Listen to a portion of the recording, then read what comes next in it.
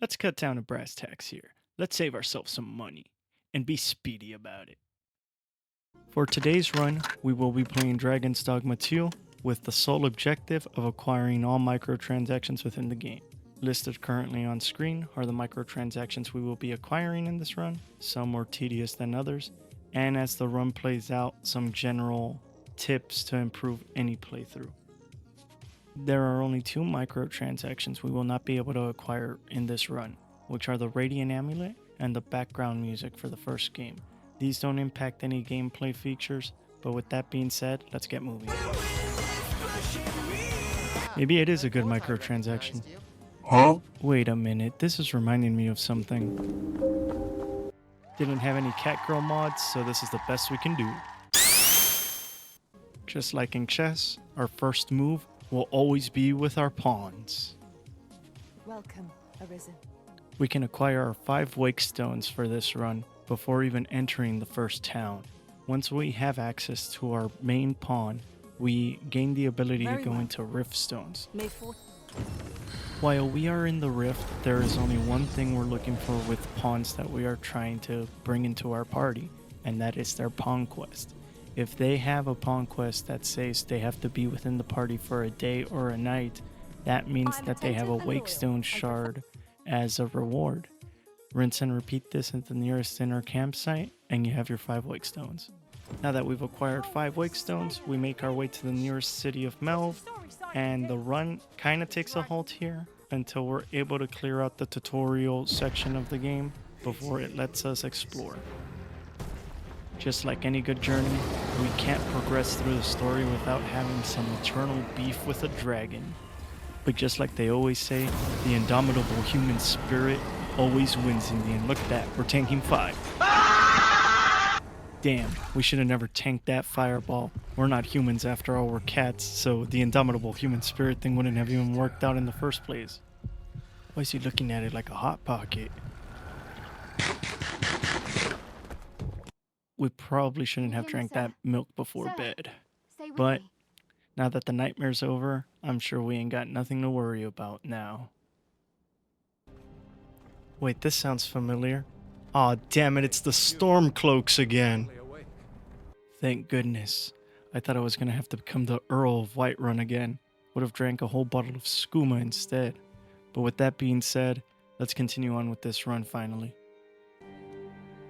Mayhap you will visit me again someday. If it ain't a microtransaction, I don't care. Tragic backstory acquired. Only objective, run. Within our journey, we'll encounter harpies. Look at all this damage! And a great assortment of beasts from all types of fantasy literature. However, the only thing we're focusing on right now is getting to the kingdom of Vernworth. Upon leaving Melve, we end up following a path that sends us towards a campsite, which actually has our second microtransaction for this run. The campsite equipment. For those unaware, the campsite equipment microtransaction offers no benefit other than just a cosmetic change. You could still rest and cook at it with no added benefit, the same as any other campsite.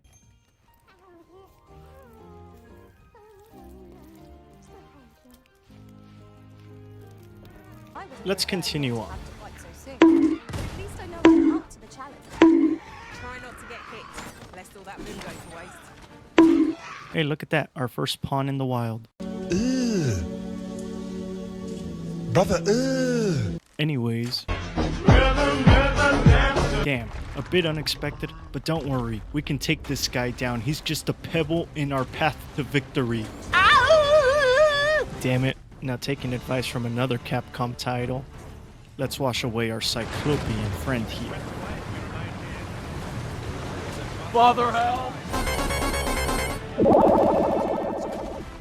After defeating the Cyclops, we can go ahead and travel to Vernworth by ox cart.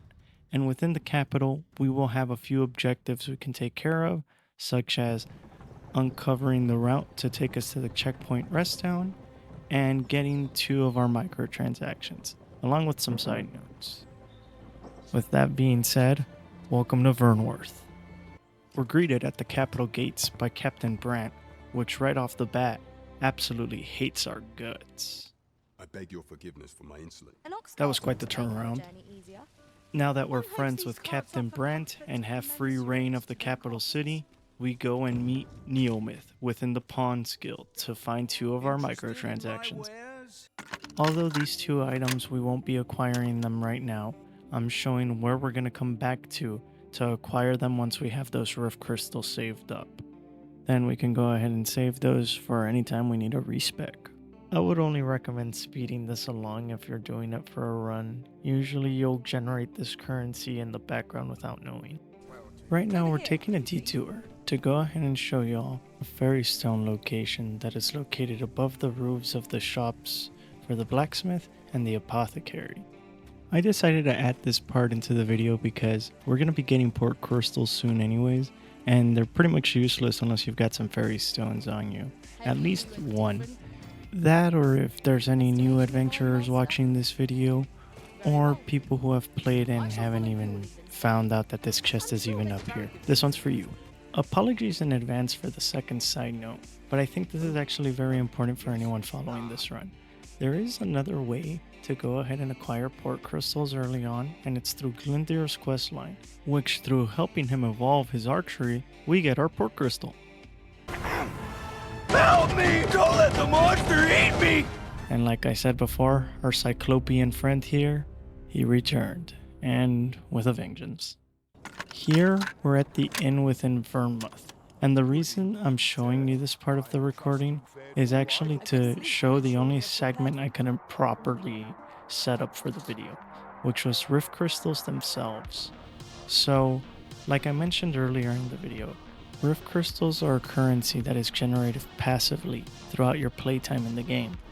Although there are ways to get Rift Stones out in the wilds, whether it be through finding Rift Stones, completing quests, or killing mini-bosses, or just normal mobs. However, the quickest way to generate the most Rift Crystals is by min-maxing our pawn. And how do we do that? Do we worry about stats, vocation level, player level, or just their name? No. The thing that's the most important here in Dragon's Dogma is not stats or anything of that nature. It is the Fashioned Souls experience. That's right, a Souls reference in Dragon's Dogma. All jokes aside, just focus on however you want your main pawn to look, whether it be a meme build or something completely unique to yourself.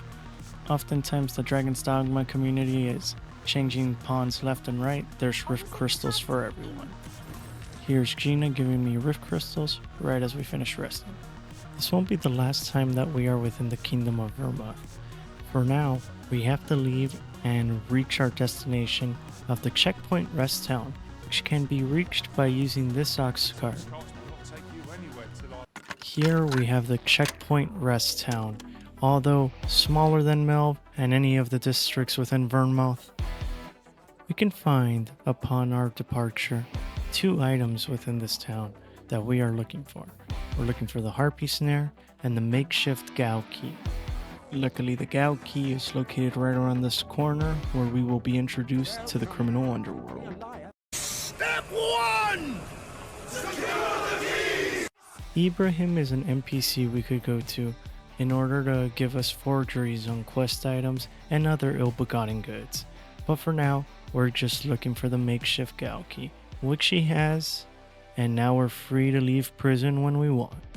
Now that we've cut off ties to our criminal past, we go ahead and go to the guild hall in order to look for my favorite item of the game, Harpy Snares. This item allows you to make one of the most annoying mobs in the first game into an unwillful ally, which will help you with most of your traversal needs. Hey, that's pretty good. Now our run takes us back out into the wilds, just like how this journey started, in order to meet an NPC that'll close out this run. A ballista. What are you? Some kind of troll or something?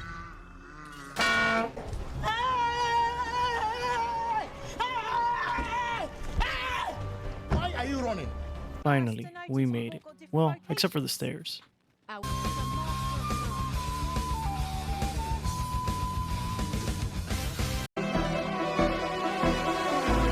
the magic words. Bubbly, bubbly, boo. That's right. Our greatest threat now is riddles. The Sphinx gives us 5 riddles to choose from. We're going to be focusing on 3. One is our port crystals, and the other 2 are beneficial for any type of playthrough you're doing. Once we've accepted the Riddle of Madness, we bring our main pawn over for our reward. Well. Very good. And just like that, we've unlocked our means for fast travel. Nice. One of the optional riddles that I would recommend doing is the Riddle of Conviction. This riddle is a bit misleading, but it allows for duplication of any item you give to the Sphinx. So in this case, we're getting a 1 for 2 deal with our port crystals. Well. Very good. Ooh. Okay, I guess I can do one more for nothing. Ooh. If by the time you've gotten to the end with the Sphinx and you still haven't gotten enough Rift Crystals for our last 2 microtransactions, this riddle should clear that up right away. Test your wit. On screen is the route that I took from the checkpoint rest town to the Rift Stone that we're going to need to solve this riddle. At this Rift Stone, you'll be able to hire the pawn that you'll need in order to solve the riddle. I have read that some people say that you by force have to use a Capcom pawn, but in my experience I've used pawns with the same name from other creators and it works just the same. Once we're in the rift, we're only looking for one of 3 pawns, which could be the Sphinx mother, father, or parent. All 3 fall under the same category in order to receive the reward, and with that being said, we make our return to the Sphinx. Oh shit, here we go again.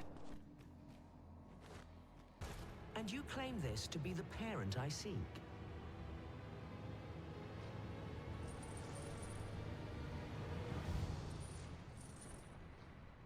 Indeed, you are correct. All is in the name. Now that our starting contest is done and over with, we can finally get our Rift Crystals and head back to Vernworth. Resist arisen. Do Oh, shit!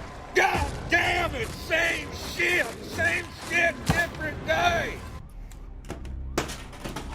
Now with this video coming to a close, here I'm going to show me buying the Book of Metamorphosis and the Powder of Inclination for the pawns. As this joke run or speedrun closes out, I'd like to mention it took me around 2.5 hours to do it, not the most optimized, but I'd be happy to see anyone else's attempt. And with that being said, thanks for watching.